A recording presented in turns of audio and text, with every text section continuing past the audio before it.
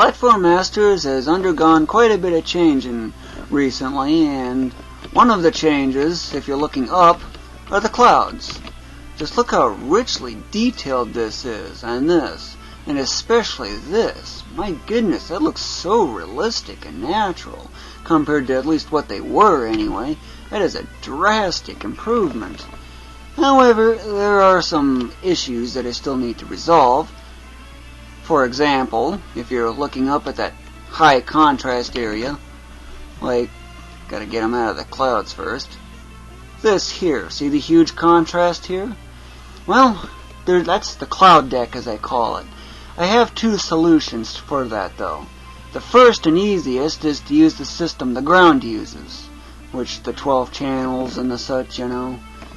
The second is to use 7.5 megabytes more memory. Of course, that'll replace that and go from there. But what's intended is, well, it kind of really depends on what I want to go about doing. Yeah, no, bounceability is just that, bouncy. But it's quite easy to see just how richly detailed these clouds are. And of course the 3D effects and stuff are all still there. And another change I made is the sensitivity for the fog gradient is much greater. Because here, you're fully in the clouds. But just a little bit above, like right about here or something, that fog is completely gone. It's 1/4 as far. However, you're probably wondering, what did the clouds look like before? Well, you can look at another video, or I could show you. I like this world, because it's pretty. Now, if you look closely here, you can see nothing more than white with a random or noise or something for the gradient at the far end. That's really the only difference there is. Nothing really significant, really. And that's what they were before. Really limited on regards to detail. And yes, I actually meant to do that. But there are other changes I made. That'd be monster of a splash, wouldn't you think? Train. So that's what World 11 is. Well, being that title, you'd expect it revolves around a train, right? Or maybe I'm wrong. Now, as far as I know, a train does not go on a road like this. Cars do, right?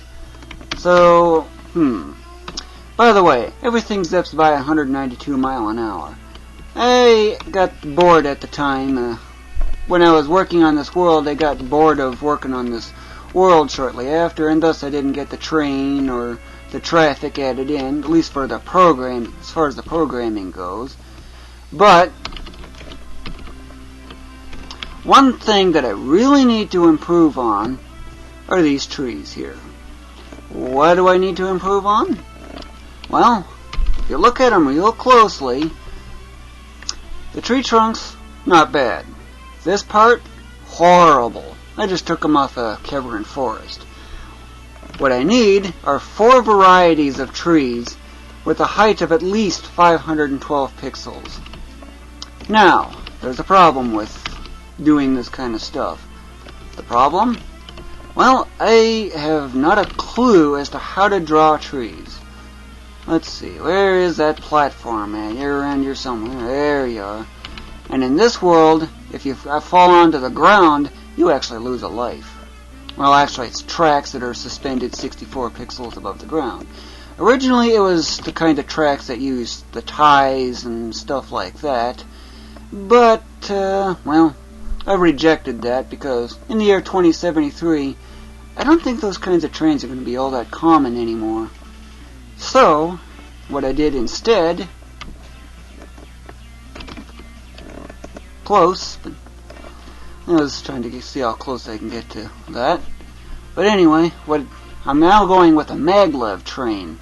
So the train's going to be suspended something like 2 blocks or maybe 4 blocks maximum above the ground.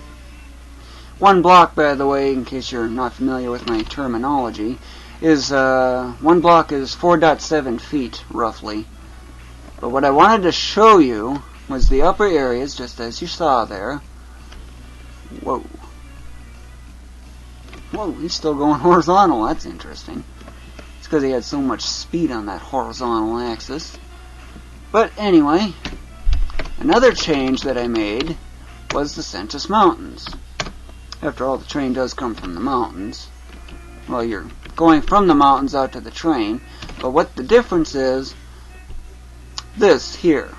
It used to be a very smooth gradient, but if you look real closely, you can see that it's very rough looking, which does improve the natural look and feel of the mountains. Do keep in mind that I've otherwise zero experience with mountains. I have essentially truly zero experience with mountains. I've really never experienced mountains before at all.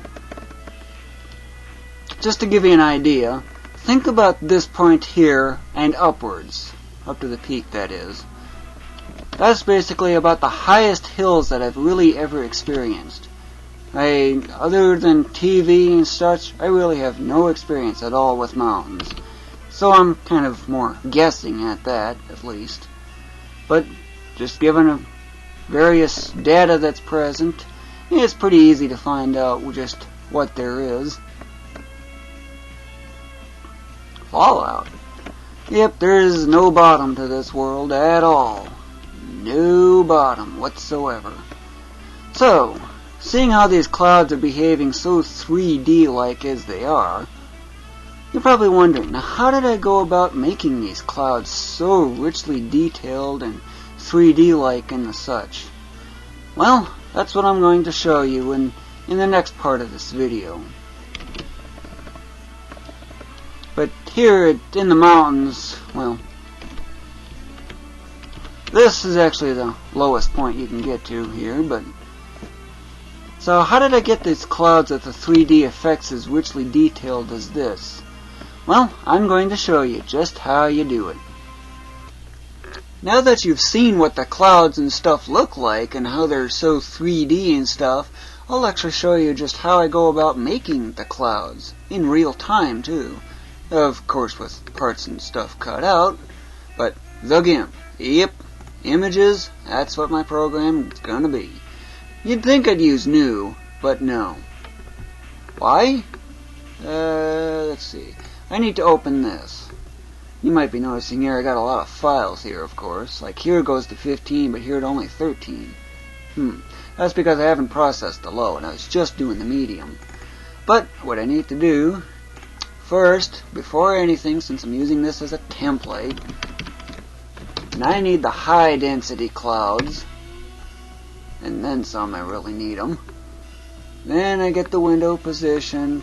You might be noticing Task Manager in the background. Why do I have that?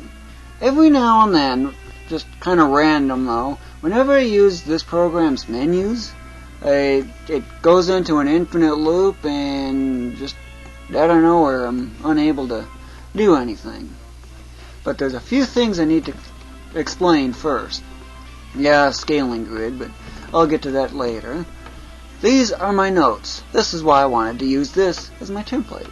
So it's, well, now because I can just reference this whenever I need to, because I've made some changes to the system and I need the notes and stuff. It's basically like my design document, except in just a different way. But, scaling grid. Now what's the point of this?